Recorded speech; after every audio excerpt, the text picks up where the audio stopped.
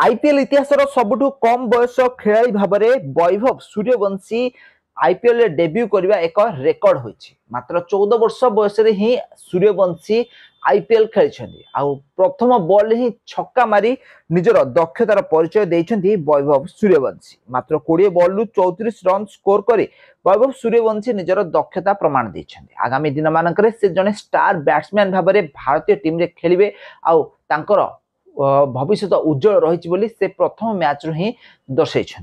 तो वैभव सूर्यवंशी 1 कोटी टंकार राजस्थान रॉयल्स दल निज दल में सामिल करिछि।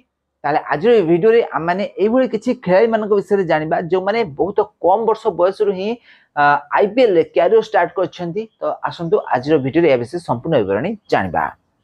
ताले प्रथम नंबर रही प्रदीप सांगवान। प्रदीप सांगवान तांको जेतेबेले 17 वर्ष 179 दिन होइथिला से 2009 मसीह दिल्ली कैपिटल्स दल तरफ आईपीएल डेब्यू करथिले। आउ एही समय रे तांकर जबरदस्त बोलिंग भारत अंडर 19 को वर्ल्ड कप जितेबारे साहाय्य करथिला। विराट कोहली को सहित से अंडर 19 जीतिथिले। यहाँ पर द्वितीय नंबर रहिसंती रियान पराग। रियान पराग 17 वर्ष 152 दिन रे आईपीएल खेलिथिले। राजस्थान रॉयल्स तांको 2019 रे किणी निज दल रे शामिल करथिला।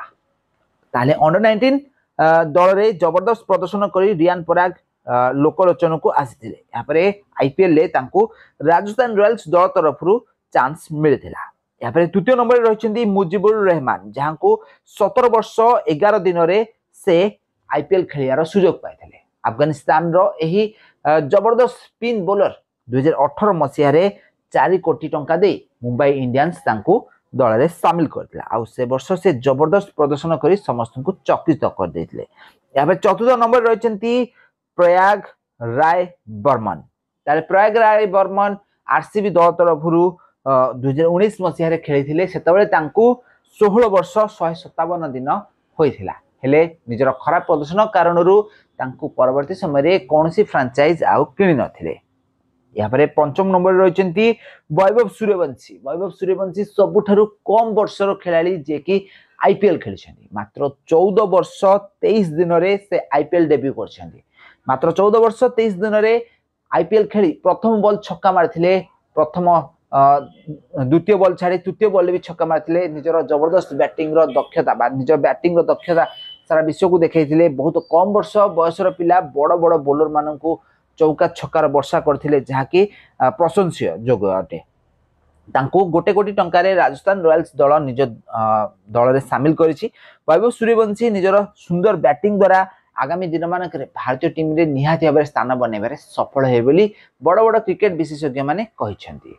से पेस बॉल आउ स्पिन बॉल को दक्षतार सहित खेलिथिले आउ बड़ स्कोर भी मध्य करिथिले। दुर्भाग्यवशतः से स्टंपिंग रे आउट होइथिले। आउट होई पैविलियन को फेरिला बेले तांको आखिरे लुह देखिबा को मिलिथिला। भाव विह्वल होई पड़िथिले वैभव सूर्यवंशी। से कहिथिले कि प्रथम मैच रे मु अर्धशतक हासिल करी निज टीम को मैच जितेबी। हेले से यह करि पार नथिले। निजर अर्धशतक से हासिल करि नथिले किंबा तांको टीम राजस्थान रॉयल्स दल मैच हारि जाइथिला। तो एही कारणरू वैभव सूर्यवंशी को आखिरे लुह देखिबा को मिलिथिला। आपण माने एही सबु कम वर्ष खिलाड़ी मानक मध्यरु केउ खिलाड़ी आगामी दिन मानक बड़ प्रदर्शन करिवो आमु कमेंट बॉक्स निश्चित भाव में कमेंट करंतु।